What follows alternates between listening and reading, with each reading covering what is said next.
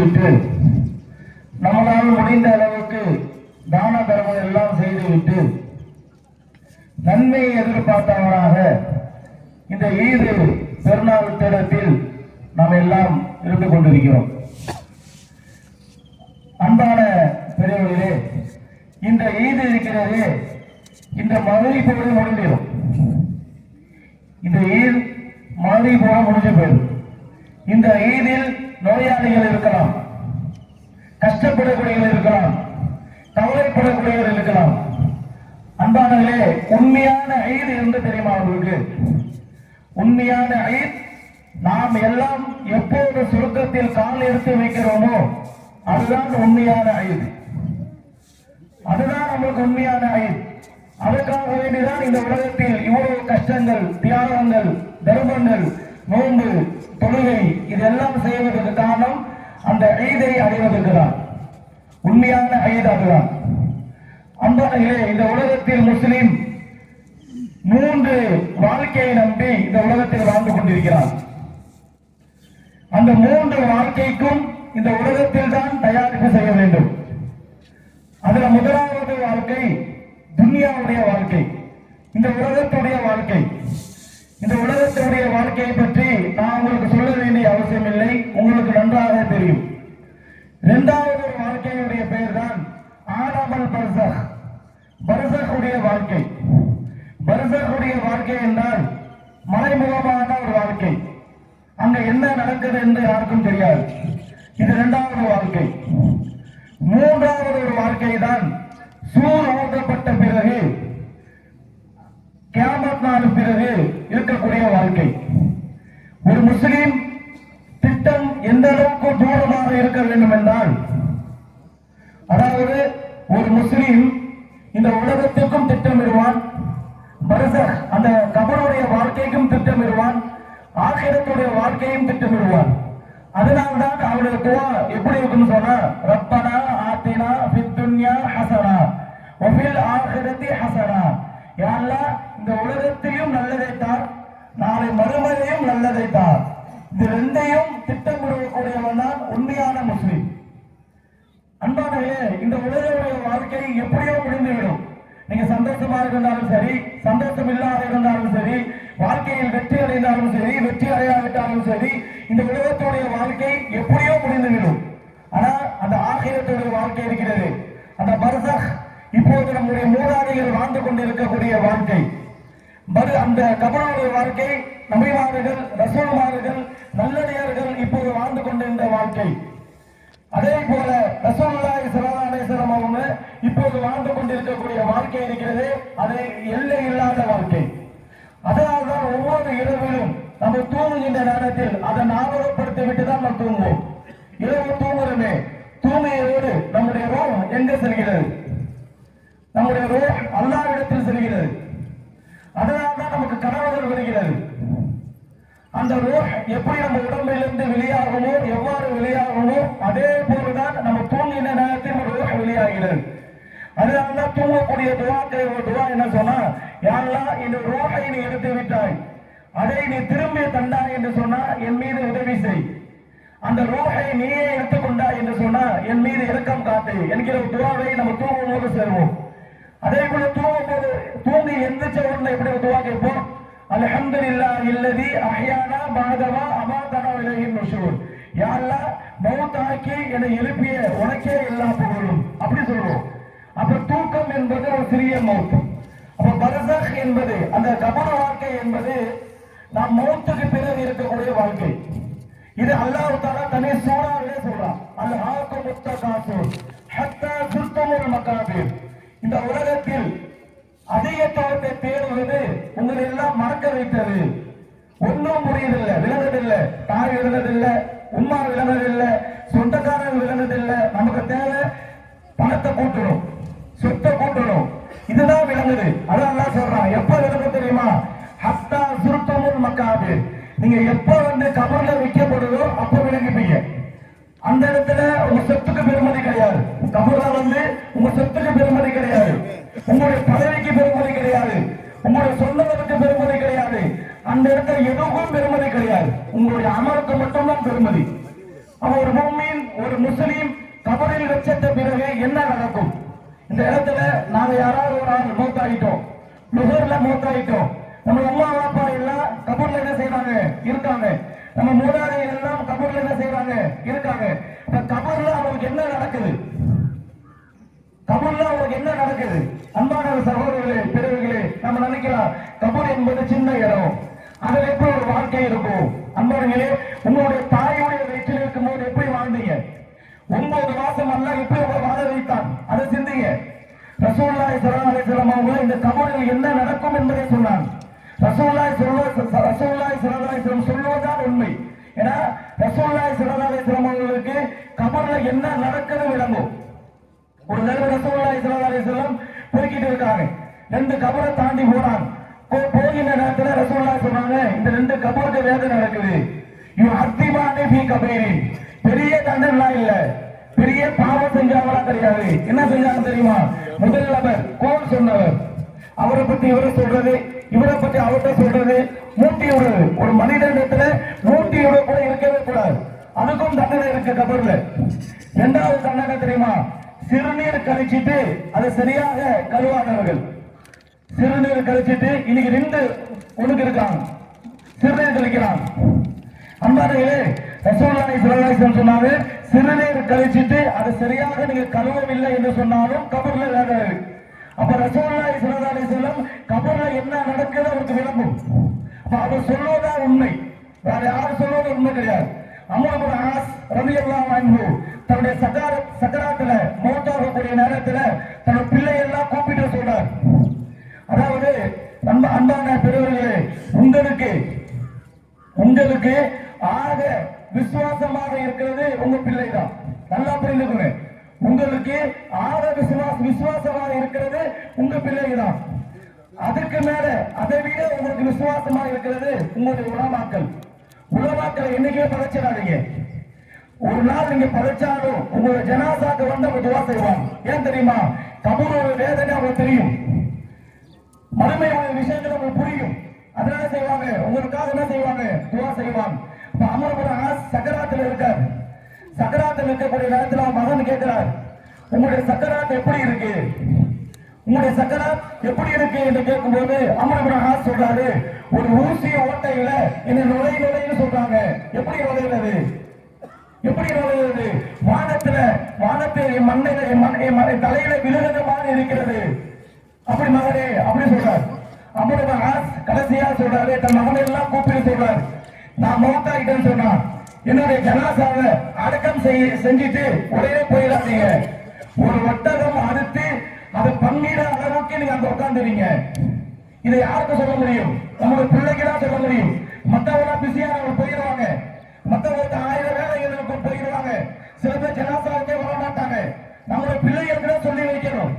நம்மளோட ஆசை சொல்றார், நான் மௌத்தாயிட்டேன்னா உடனே நீங்க போயிடாதீங்க. ஒரு ஒட்டகத்தை அறுத்து பங்கிட அளவுக்கு என்ன செய்யுங்க?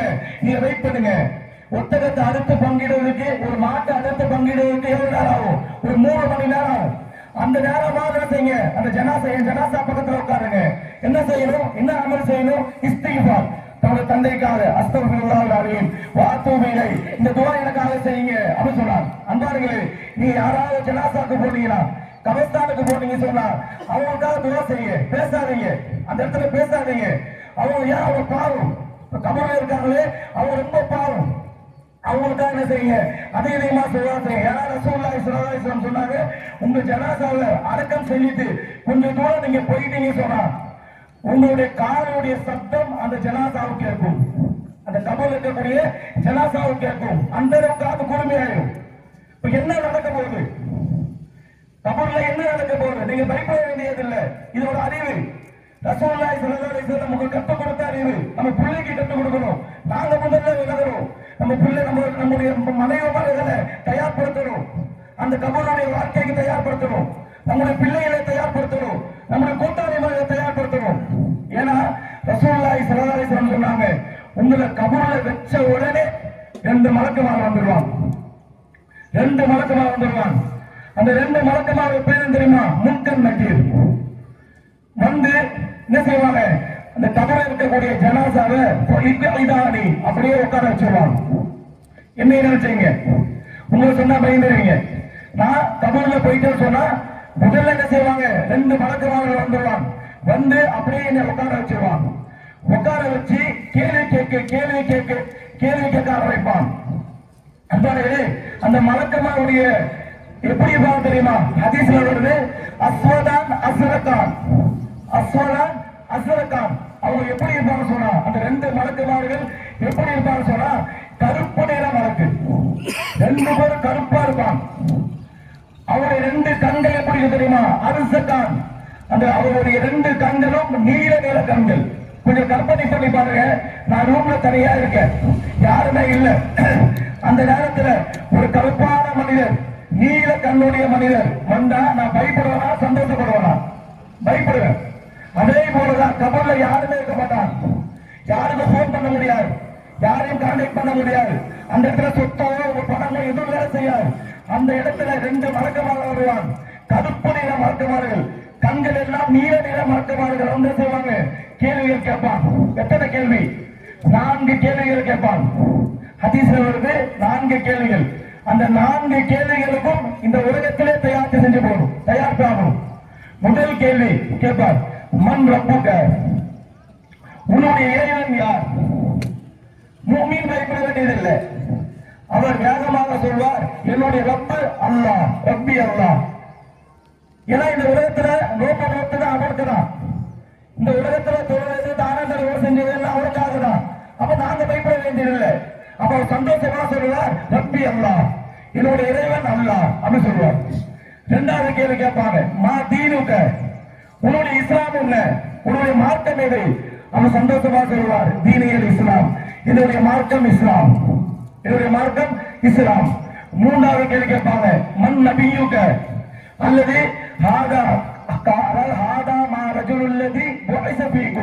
உங்களுக்கு ஒரு ஆள் அனுப்பப்பட்டாரு, அவர் யார்? உங்களுக்கு ஒரு ஆள் அனுப்பப்பட்டாங்களே, அவர் யார் அப்படி கேட்பான். உடனே அவர் சொல்வார், ஏன்னா முஹம்மதான் சொல்றேன், உடனே சொல்வார், என்னுடைய முஹம்மது அல்லாஹ்வின் தூதர் முஹம்மது நபி ஸல்லல்லாஹு அலைஹி வஸல்லம் அவர்கள் என்று சந்தோஷமா சொல்வார். அடுத்து 4வது கேள்வி கேட்பாங்க, இதுதான் மிக முக்கியம், நம்ம எல்லாம் படிக்க வேண்டிய முக்கியம். மா இல்முக, இதெல்லாம் உனக்கு எப்படி தெரியும்?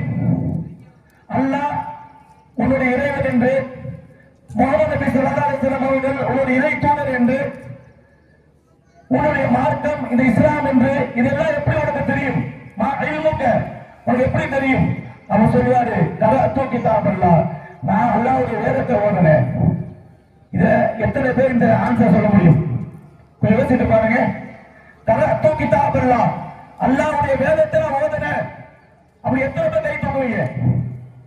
அவர் சொல்லுவாரு, அல்லாஹ்வுடைய வேதத்தை ஓதுனேன், ஆமன்து பிஹி வஸத்தக்து, அல்லாஹ்வுடைய வேதத்தை ஓதி நம்பின, உண்மைப்படுத்தின. வேற எதுவும் சொல்ல முடியாது. அந்த இமாம் சொன்னாரு, அந்த பையன் கேட்ட, இந்த பையன் கேட்ட, எதுவும் சொல்ல முடியாது. அங்க என்ன சொல்லணும் தெரியுமா? கரஅத்து கிதாப் அல்லாஹ், அல்லாஹ்வுடைய வேதத்தை ஓதுனேன். இந்த 4 கேள்விகள் கேட்கப்படும். அல்லாஹ்வே கபர்ல சூரியனோட வெளிச்சமும் கிடையாது, எதுவும் கிடையாது. தாயோட வயிற்றுல இருக்கும்போது சூரியனோட வெளிச்சம் விளங்குச்சா? இல்ல, எந்த ஒரு வெளிச்சமும் கிடையாது. இந்த இடத்துல நம்மளை உட்கார வச்சு 4 கேள்விகள் கேட்பான். கேள்விக்கு பதில் சொன்ன உடனே 6 இன்பங்கள் கொடுக்கப்படும். இங்க கபர்ல வச்சு இந்த 4 கேள்விக்கு சொல்லிட்டீங்கன்னா 6 இன்பம் முதல்ல சொல்லப்படும். ஜன்னா, சொர்க்கத்துடைய விரிப்பை விரியுங்கள், சொர்க்கத்துடைய விரிப்பை விரியுங்கள். இங்க நம்ம வீட்டுல ஒரு கொஞ்சம் பழைய பாயை வச்சிருப்போம், ஆனா கபர்ல சொர்க்கத்துடைய விரிப்பு முதல் நன்மாராயம். 2வது சொல்லுவாங்க, ஜன்னா, சொர்க்கத்துடைய ஆடையை அணிவீங்கள், சொர்க்கத்துடைய ஆடையை அணிவீங்கள். இது 2வது நன்மாராயம். 3வது நன்மாராயம் சொல்லுவாங்க, உங்களுடைய கபர்ல ஒரு ஓட்டம் இருக்கும், அந்த ஓட்ட வழியாக சொர்க்கத்திலிருந்து சொர்க்க காற்று வரும். யாரும் சொர்க்கத்துக்கு போவது கிடையாது. கபர்ல யாரும் சொர்க்கத்துக்கு போவது கிடையாது. கேள்வி கணக்கெல்லாம் முடிந்து கியாமத் முடிந்த போதுதான் சொர்க்கத்துக்கு போக போறோம். ஆனா உங்களுடைய கபர்ல சொர்க்கத்திலிருந்து சொர்க்க வாடை, சொர்க்க நறுமணம் வரும். இது 4வது இன்பம். 3வது இன்பம், 4வது இன்பம், உங்களுடைய கபர் இருக்கிறது விசாலமாக்கப்படும். எந்த அளவுக்கு சொன்னால், என்னுடைய கண் பார்வை எவ்வளவு தூரம் போகுமோ, எவ்வளவு தூரம் போகணுமோ அவ்வளவு தூரம் உங்களுடைய கபர் விசாலாக்கப்படும், அகலமாக்கப்படும். இது 4வது இன்பம். 5வது இன்பம், உங்க கபர்ல நீங்க இருப்பீங்க, ஒரு அழகான ஒரு மனிதர் வருவார். ஹசனுல் வஜி, அவர் முகம் அவ்வளவு அழகாக இருக்கும். ஹசனுல் சியாம், அவருடைய ஆடை அவ்வளவு அழகாக இருக்கும். தையிபுர் ரீஹ், அப்படி அத்தரெல்லாம் போட்டுட்டு மணக்க மணக்க ஒரு மனிதர் வந்து அந்த ஜனாசா இருக்கக்கூடிய கபர்ல இருக்கக்கூடிய மனிதர் சொல்லுவார், உங்களுக்கு நன்மாரம் பெறுங்க, உங்களுக்கு சொர்க்கம் அப்படி சொல்லுவார். அப்ப கபர்ல இருக்கக்கூடிய கேட்பாங்க, நீங்க யாரு? இவ்வளவு அழகா ட்ரெஸ் போட்டு அத்தர் போட்டு வந்திருக்கீங்களே, நீங்க யாரு அப்படி கேட்கும் போது, ஆனா அமலுக்க சாதேன், நீ இந்த உலகத்துல செஞ்ச நல்ல அமல் அது நாதா, தொழுவீங்களே, நோம்பு வைத்தீங்களே, அல்லாஹ்வுக்காக தியாகம் பண்ணீங்களே, அது நாதா அப்படி சொன்னோன்னு அந்த கபருக்கு கூடிய சந்தோஷம் தாங்க முடியாது. உடனே அல்லாஹ் கையேந்துவார், யா ரப்பி அகீமிஸ் ஸாஅத்து, கியாமத் நாளை சீக்கிரம் உருவாக்கி என்னுடைய குடும்பத்தோடு என்னுடைய பிள்ளைகள் சேர வேண்டும் அப்படி சொல்லுவாங்க. இது 5வது இன்பம். 6வது இன்பம், அந்த சொர்க்கத்தில் அந்த கபரில் உங்களுக்கு அல்லாஹ் வெளிச்சத்தை கொடுத்துருவான். வெளிச்சத்தை என்ன செய்வான்? கொடுத்துருவான். அல்லாஹ்வே நினைச்சு பாருங்க, எவ்வளவு காலமாக போகும் கபர்ல. ரசூலுல்லாஹி ஸல்லல்லாஹு அலைஹி வஸல்லம் அவங்க இந்த உலகத்தில் 63 ஆண்டுகள் வாழ்ந்து மூத்தாயிட்டாங்க.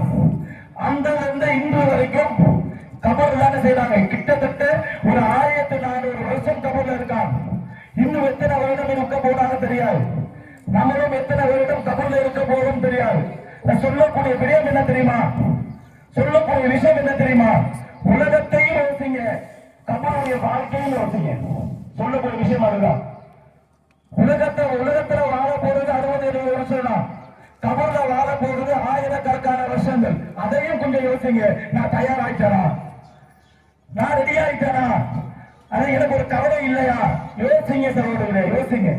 அன்பர்களே, அப்துல்லா இப்னு மஸ்ஊத் ரலியல்லாஹு அன்ஹு அவங்க சொல்றாங்க, அதாவது பத்ர் போர்ல அதாவது தபுக் போர் நடக்கக்கூடிய நேரம் ஹிஜ்ரி 9ல, அந்த நேரத்துல அப்துல்லா இப்னு மஸ்ஊத் இரவு எழும்பி பார்க்கிறான், ரசூலுல்லாஹி ஸல்லல்லாஹு அலைஹி வஸல்லம் அவங்க பெட்ல இல்ல. ரசூலுல்லாஹ் எங்கடா போயிருப்பாங்க சொல்லி ரசூலுல்லாஹி ஸல்லல்லாஹு அலைஹி வஸல்லம் பக்கத்துல தான் அபூபக்கர் படுப்பான் எப்பவுமே. அப்ப அபூபக்கர் எல்லாம் பார்க்கறாங்க, அந்த அபூபக்கரும் காணோம், ரலியல்லாஹு அன்ஹு அவரும் காணோம். 3வதாக பார்க்கறாங்க, உமர் எல்லாம் இருக்கான பார்க்கும்போது அப்துல்லா இப்னு மஸ்ஊத் சொல்றார், அவரும் பெட்ல காணல.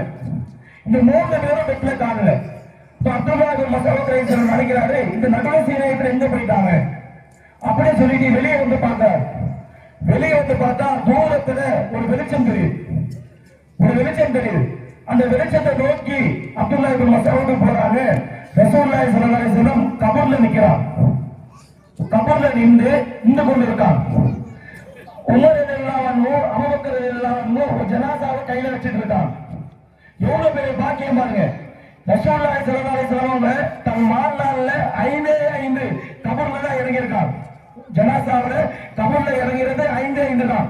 அது யார் என்பது அவருடைய சிறப்பு என்பதை ஒரு நாள் இன்ஷாஅல்லாஹ் பார்ப்போம். கபர்ல 5 இறங்கியிருக்கார். ரசூலுல்லாஹி ஸல்லல்லாஹு அலைஹி வஸல்லம் கபர்ல நிக்கிறான்.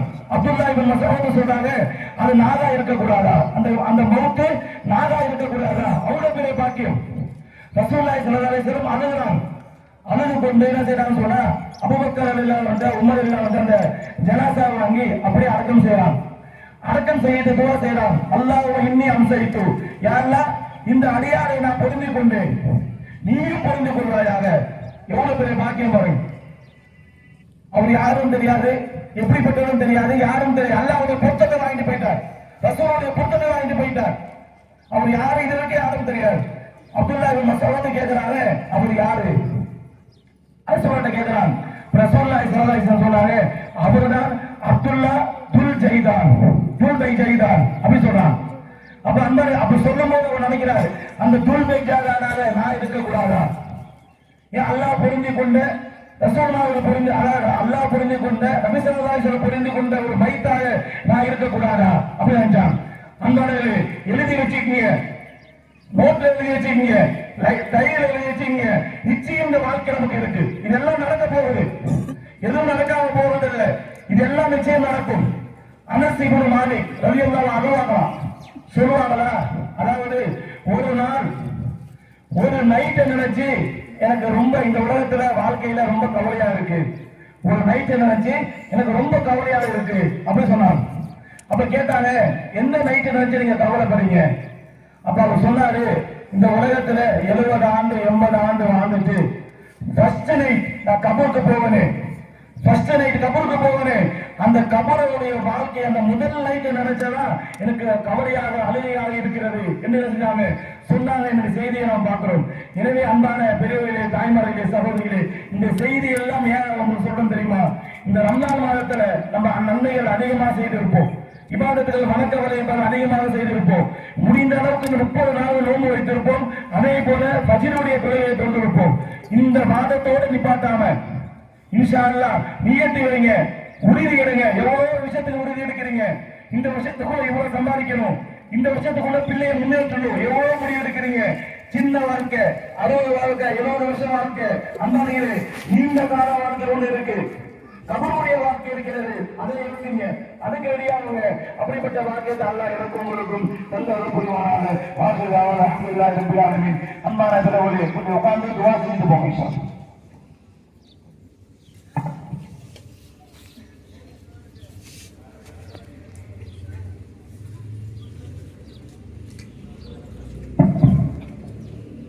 அஸ்ஸலாமு அலைக்கும் வரஹ்மத்துல்லாஹி வபரகாத்துஹு. அன்பான சகோதர சகோதரிகளே, இந்த ரமலான் மாதத்தை